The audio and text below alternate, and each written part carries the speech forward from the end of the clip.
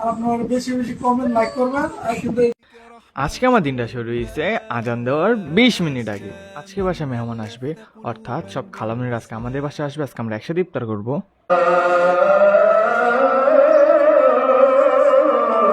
দেখতে দেখতে দিয়ে দিল আজান। তারপর গোসল করে রেডি হয়ে রওনা দিলাম মসজিদে যাওয়ার উদ্দেশ্যে। বাসার থেকে বের হতে একটু লেট হয়ে গেছে, যার জন্য যে দেখি নিচতলা পুরা ফুল। নামাজ পড়ে চলে আসলাম বাসায়। এসে দেখি বাসায় খালামিয়া চলে এসেছে আর শুরু হয়ে গেছে রান্না বান্না।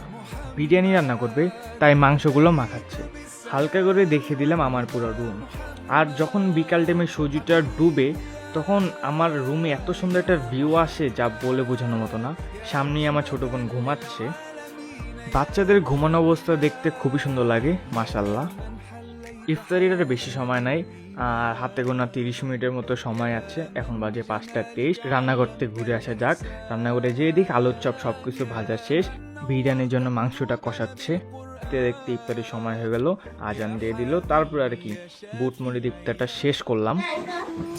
বেশি বেশি লাইক শেয়ার কমেন্ট করবেন না। কথা কথা মারি বাইর করে দেয়, হাসার আগে মায়ের দাঁতগুলো বাইর করে দেয়।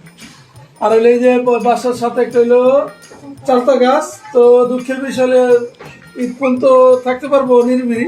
এর পরে ভূতের সাথে কথা বলবো দৈনিক রাত্রি।